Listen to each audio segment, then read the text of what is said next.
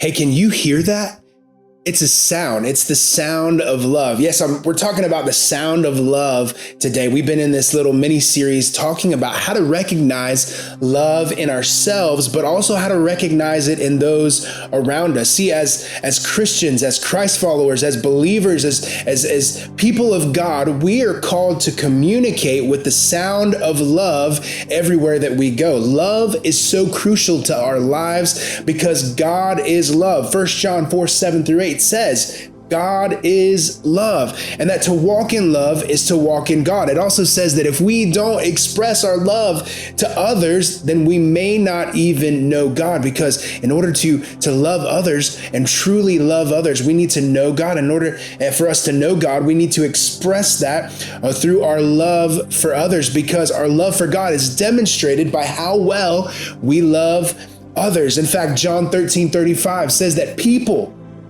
around you, people in your workplace, people at your home, people in your neighborhood, people at your kids' teams, your schools, whatever it is, people should be able to recognize you by your love for each other and the way that you communicate with the sound of love. See, God is love. And the more we connect with God, the more our lives will resonate and reverberate with love everywhere that we go. Love has a sound.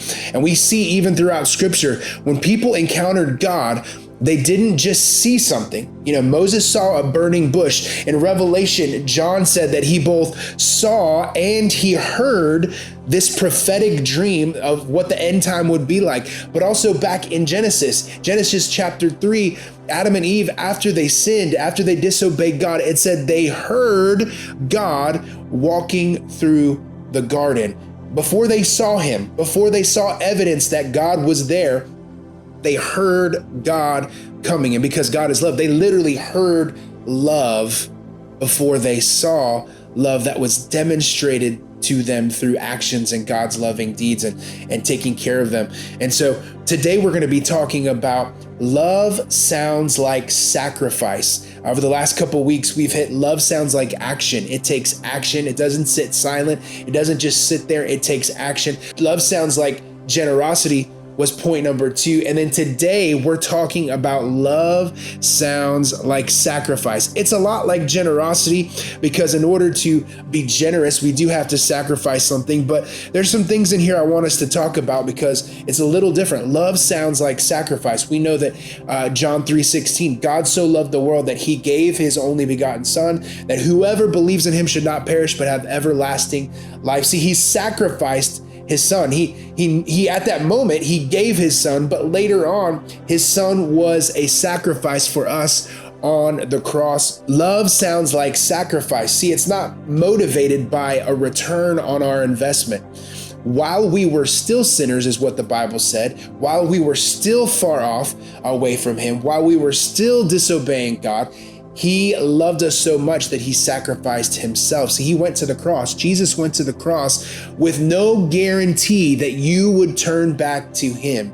He went to the cross sacrificing himself with no proof, no guarantee that he would have a return on his investment, which was his life, but he did it anyway. See, love sounds like sacrifice. It means sometimes putting down our preferences so that others can have their way, so that we can encourage others. It's putting our political differences, our religious differences, our rules, regulations, our theology, doctrinal differences, where we go to church. It's putting all those things aside for the sake of Jesus, because love sounds like sacrifice. In fact, John 15:12-13 says this, "So this is my command, love each other deeply as much as I have loved you. For the greatest love of all is the love that sacrifices all. And this great love is demonstrated when a person sacrifices his life for his friend." Man, that's an incredibly powerful passage, because notice it said that the greatest love of all is a love that sacrifices all. Now, I don't know about you, but I have yet to sacrifice all that I have and all of me to those around me, and to love and communicate with love. It means that we're growing in our love for God and growing in our love for people. See, we it's pretty easy sometimes to say, God, I give you it all. But when we're put in a circumstance where we actually have to demonstrate that love and demonstrate that we've sacrificed our all to God, it gets a little hard. Imagine this. If God told you right now, I want you to give everything that you make this year to advancing his purpose in his kingdom, whether it's through a church or a nonprofit, a mission organization, it would be easy on the front end to say, God, you have it all. But then when he asks you that question, you'd be like, well, God, I mean, I got to live. I got to pay the bills. See, it's harder. But as we grow in our connection with God and our intimacy with God, the more it becomes easier and easier to sacrifice what we have, because we've realized that God has been faithful time and time again. And he really does love us, and he really wants the best for us. And so we would be quicker to say, as we grow in our relationship with Jesus, to say, yes, Lord, have it. Take it, whatever you want. Think about Abraham. He was praying for sons, and finally God gave him a son. And then later God said, I want you to sacrifice your son on the altar. And I just can't imagine that as a parent. I'm not a parent yet, but I can't imagine that, even sacrificing my dog. I love my dogs. I would never want to sacrifice them on an altar. But Abraham said, okay, Lord. And so he started stepping and he started walking, and he took his son up the mountain to be sacrificed. And he even raised up his knife. And at the last minute, God said, stop. I just wanted to see if you would sacrifice it all. There's a ram over here. You can sacrifice the ram instead. God wants to see, are we willing to sacrifice him? But also, are we really willing to sacrifice for others? Are we willing to lay down our lives in order to serve others? See, love sounds like sacrifice. It reminds me of when we were in Honduras, the sacrifice, not just of us, we sacrificed some things. We sacrificed our time. The roads were bumpy, so we sacrificed our comfort. The days were long, so we sacrificed some sleep. The beds weren't as comfortable. We sacrificed some sleep. We didn't eat like we would normally eat here in America, so we sacrificed, again, some of our comfort, some of our habits, some of our routines. We sacrificed, we took vacation time to go. We sacrificed all those things. But when we got to Honduras, what was incredible is that they communicated with the sound of sacrifice, the sound of love back to us, because these people literally had nothing. They live in houses with dirt floors. They wear clothes that are barely washed, struggling to get running water. They may have a few chickens that will last them, a couple weeks that they'll eat. Maybe if they're lucky, they've got a pig that they're gonna kill and they're gonna eat over the next couple weeks. But these people, in response to us serving them with medical and dental, in response to us giving them clothes and giving them some food, they literally sacrificed some of their chickens and made chicken soup for us as a way to communicate love and gratitude and thankfulness back to us. Why? Because love sounds like sacrifice. They had experienced the love of God. We preached, and some of them got saved, and they were so excited that they wanted to come back and communicate love through the sound of sacrifice. See, we couldn't communicate verbally. They spoke Spanish. We're not fluent in Spanish, but they began to communicate with a sound of love through their sacrifice, because love sounds like sacrifice. It was incredibly touching. It was incredibly moving to us and to those that were there, because, man, they have so little, we have so much, yet they were sacrificing because they wanted to communicate the love, the gratitude that they have for us, because love sounds like sacrifice. Here's another thought, is that love, sometimes sacrifice means no. Sometimes sacrifice means no. See, it's saying no to ourselves, right? But it's important that we love our neighbor as ourselves, is what Luke chapter 10 says. So sometimes we need to make sure that we are taking care and loving ourselves properly.